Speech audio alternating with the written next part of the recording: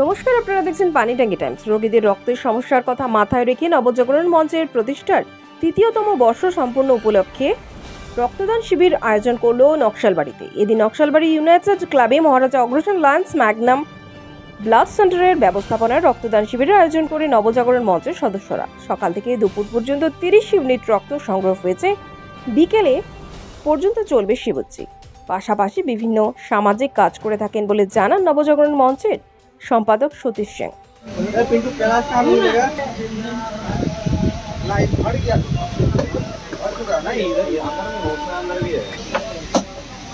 আমার নাম সতীশ সিং। কোন সংগঠন?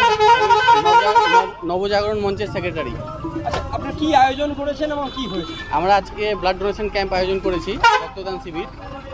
এটা আমাদের গতকাল 24 জুন আমাদের সংগঠনের ৩য় বর্ষ ছিল, মানে 3 বছর আমাদের সংগঠনের পূর্ণ হলো। সেই অকেশনের জন্য আজকে আমরা এই ব্লাড ডোনেশন ক্যাম্প করেছি। সকাল থেকে কেমন কত ইউনিট হয়েছে? এখন পর্যন্ত মোটামুটি 29-30টার মতো হয়েছে, আর 4টা পর্যন্ত ক্যাম্প চলবে। আশা করি আমরা 50+ করব। আপনার রক্তদান শিবির আয়োজনটা কেন হয়?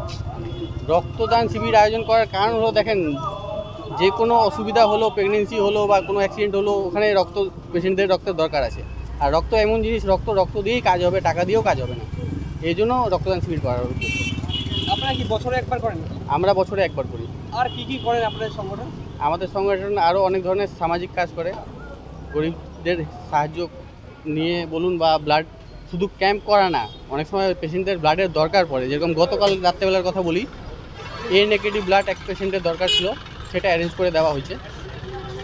তো আমরা শুধু ব্লাড নিই না, আমরা সারা বছরের মধ্যে কোনো পেশেন্টের ব্লাডের দরকার পড়লে ওটা ব্যবস্থাও করে দিই।